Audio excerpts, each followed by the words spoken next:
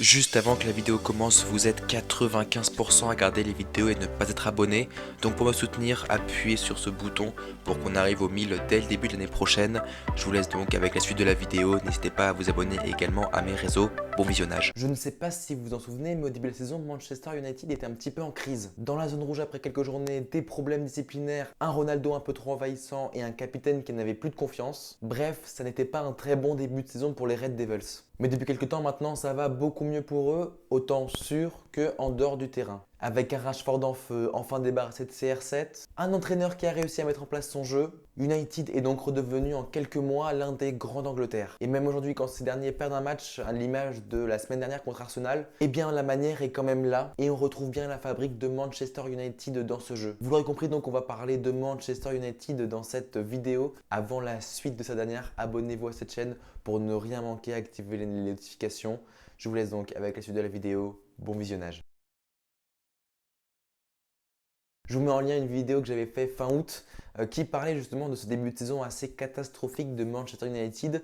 C'est d'ailleurs, je crois, la quatrième vidéo de la chaîne. J'avais poussé en gros une mini-gueulante sur United, un petit peu le jeu, mais également ce qu'il y avait un petit peu en dehors, tous les conflits. Depuis donc cette vidéo, il s'est passé beaucoup de choses à Manchester United. Déjà, pour rappel, Manchester United avait perdu ses deux premiers matchs. Le premier contre Brighton à domicile, le Brighton de Graham Potter encore à cette époque-là, et également une déroute 4-0 contre Brentford, sachant que quand même, rappelez-vous, Brentford menait 4-0 à la mi-temps. Ce début de saison pour United a donc été largement catastrophique sur le terrain, mais également en dehors. Souvenez-vous de Cristiano Ronaldo, également l'affaire Cristiano Ronaldo finalement, puisque Ronaldo voulait forcément partir de United, ce qu'a d'ailleurs démenti Ten Hag en conférence de presse. United avait tout tenté pour le conserver, jusqu'à même faire revenir Alex Ferguson au club, et il me semble que c'est un directeur non exécutif, mais en tout cas il revenait dans la famille United pour convaincre Ronaldo de rester, ce qui s'est donc passé. Mais c'est au troisième match que les choses ont commencé à changer. En effet, voyant que ça ne fonctionne pas, Erik ten Hag a mis le capitaine Harry Maguire en large manque de confiance, ainsi que Ronaldo sur le banc lors du match face à Liverpool, un des premiers gros chocs de cette saison de Première Ligue. Et à partir de ce moment-là, on a trouvé un Manchester United beaucoup plus libéré et jusqu'à venir s'imposer contre certes un Liverpool qui en ce début de saison avait fait un nul et une défaite il me semble, mais qui reste tout de même le vice-champion en titre. Ils avaient donc gagné 2-1.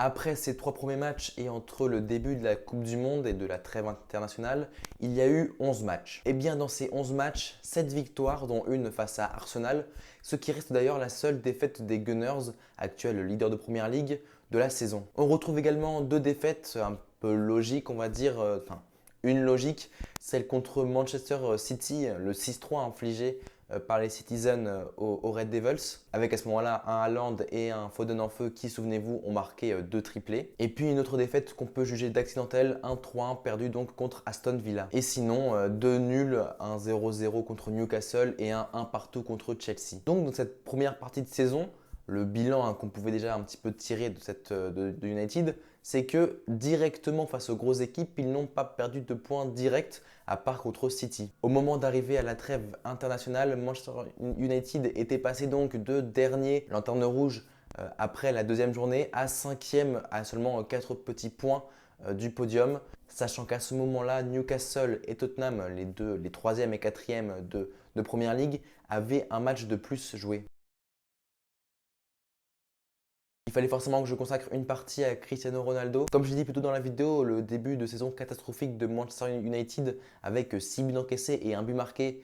Et honnêtement, le but marqué de United lors de ces deux premières journées, c'est un contre-camp de McAllister suite à un gros cafouillage sur un corner. Et puis à la vue des multiples occasions manquées par United, on pouvait voir surtout qu'il y avait un gros manque de confiance. Bref, retournons sur le dossier CR7. Souvenez-vous, cela avait commencé bien avant le début de saison lors de la préparation, je crois que c'était en Australie et en Asie. Mais déjà, Ronaldo n'avait pas participé à toute la préparation. Et puis pendant un match amical, Ronaldo avait quitté le stade accompagné de plusieurs de ses coéquipiers à la mi-temps, ce qui avait provoqué la colère d'Erik ten Hag. C'est là que les premières tensions ont commencé à apparaître entre Cristiano Ronaldo et le club. Et puis de plus en plus, ça a été compliqué. On se souvient que Manchester United avait l'air en tout cas de vouloir conserver Ronaldo, comme j'ai dit, avec le retour de Sir Alex Ferguson. Mais Ronaldo, lui, voulait partir. Il y a eu beaucoup de discussions avec Chelsea, même avec à peu près tous les clubs qui jouent la Ligue des Champions. Finalement, ils ont réussi à le convaincre, ou Ronaldo n'avait tout simplement peut-être pas d'autres portes de sortie. Et puis le début de saison arrive, et puis Ronaldo est titulaire lors des 2 premiers matchs contre Brighton et Brentford, 2 défaites donc, souvenez-vous. Et puis aucun but marqué par un joueur de Manchester United dans le jeu. Et puis comme Maguire, à partir de la 3e journée, il a été mis sur le banc et la tendance est inversée pour Manchester United. Et puis donc après les 11 matchs suivants jusqu'à la trêve, il n'a été titulaire que 3 fois. Ce qui a été une petite victoire contre West Ham, le nul contre Chelsea et la défaite contre Aston Villa. Donc en soi, pas un bon résultat et pas un bon bilan lorsque Ronaldo est titulaire avec Manchester United. Mais il y a eu un événement très marquant qui a marqué la peut-être fissure définitive entre Ronaldo et le club. Le mercredi 19 octobre 2022, Old Trafford accueille Tottenham dans un duel au sommet. Pendant ce match-là, Manchester United mène 2-0 et puis on voit Ronaldo quitter le terrain puisqu'il avait compris qu'il ne rentrerait pas, ne passe presque pas par les vestiaires et rentre directement chez lui. Puis s'en est suivi des rumeurs comme quoi il y avait vraiment plus d'entente entre le club, même les coéquipiers, on disait que Ronaldo mangeait tout seul, etc. On pouvait donc se douter que Ronaldo allait partir au mercato d'hiver, mais finalement il est parti bien avant cela. Souvenez-vous, juste avant la Coupe du Monde, il donne une interview à Morgan Pierce, un journaliste avec qui il a de très bonnes relations par ailleurs. Une interview diffusée en 2 parties sur 2 soirées consécutives. Il déclare les manques de Manchester United, le manque de modernité dans les infrastructures, le fait qu'il y ait le même personnel depuis qu'il soit parti depuis 2009 donc. Il en profite également pour tailler son entraîneur Erik ten Hag. À la suite de ça, donc peu avant la Coupe du Monde, Manchester United et Ronaldo annoncent qu'ils se séparent d'un, je cite, commun accord. Manchester United est donc libéré de cette pression Ronaldo. Cette pression qui, on a vu, n'était même pas propre à Manchester United, puisqu'on l'a vu également pendant la Coupe du Monde 2022 avec le Portugal, où Fernando Santos, à partir du 8e de finale, et donc pour le quart perdu contre le Maroc, a mis Ronaldo sur le banc. Pour le 8e, ça s'est annoncé très payant, puisque le Portugal, rappelez-vous, a balayé la Suisse 6-1. Finalement, vous le savez donc, à la fin de l'année 2022, Ronaldo s'est engagé avec Al Nasser. Libéré de cette pression Ronaldo, Manchester United est reparti sur de nouvelles bases. Et notamment surtout un dispositif que maintenant il maîtrise à point, ce fameux 4-2-3-1. Déjà au gardien, un David De Gea qui retrouve un petit peu de confiance malgré ses boulettes à droite à gauche. On l'a vu notamment lors du début de saison, cette mauvaise relance contre Brentford qui provoque, je crois, le 2e but. Bon, après, on l'a vu en Cup récemment, il est également capable de faire une énorme boulette. Sur le côté gauche, on trouve un Luke Shaw très offensif, mais qui également remplit parfaitement son rôle de défensif, étant notamment le premier rempart des attaques venant de la droite, donc pour l'adversaire, sur le tout jeune Lisandro Martinez. Le jeune champion du monde est peut-être la très belle confirmation du début de saison de Manchester United, capable donc d'exploits défensifs, mais également de marquer comme c'était le cas la semaine dernière face à Arsenal. On se souvient d'abord, il n'avait pas été très serein en début de saison lorsqu'il avait Maguire à côté de lui, mais après le retour de blessure de Varane, tout allait beaucoup mieux. Varane d'ailleurs qui est revenu de blessure, qui confirme son statut de leader dans cette défense mancunienne. Au début de saison à droite, on avait un Diogo Dalot, pareil lui très entreprenant offensivement, mais qui finalement, peut-être également à cause de son comportement, a laissé sa place à l'ancien de Crystal Palace, Aaron Wan-Bissaka, qui depuis le début de l'année a réussi à hausser son niveau de jeu et je pense qu'il a convaincu Erik ten Hag pour le reste de la saison. Diogo Dalot qui faisait partie des joueurs avec qui Cristiano Ronaldo avait quitté le stade à la mi-temps lors du match de préparation de la saison. On va donc passer maintenant au milieu en parlant de forcément Christian Eriksen.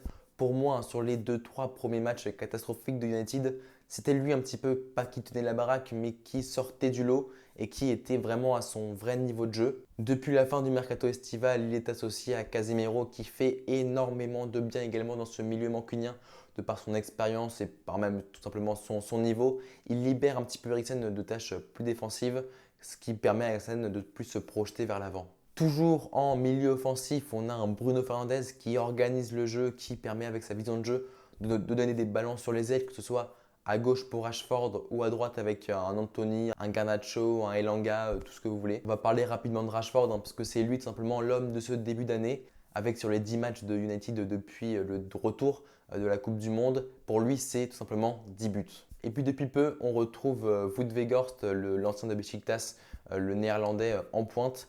Wout Weghorst d'ailleurs qui a marqué son premier but en Cup pour au moment où je tourne cette vidéo hier contre Nottingham Forest. Erik ten Hag a donc enfin l'effectif, mais même plus que cela, puisqu'il a maintenant un vrai collectif à sa disposition pour remplir les objectifs de Manchester United. À rappeler également que le club est toujours en lice pour l'Europa League. Pour moi, ils peuvent largement prétendre à cette victoire finale, même si sur leur chemin, ils vont croiser en barrage pour atteindre les huitièmes de finale le FC Barcelone, qui eux aussi sont en très grande forme. J'ai hâte donc de voir cette double confrontation qui s'annonce quand même assez alléchante.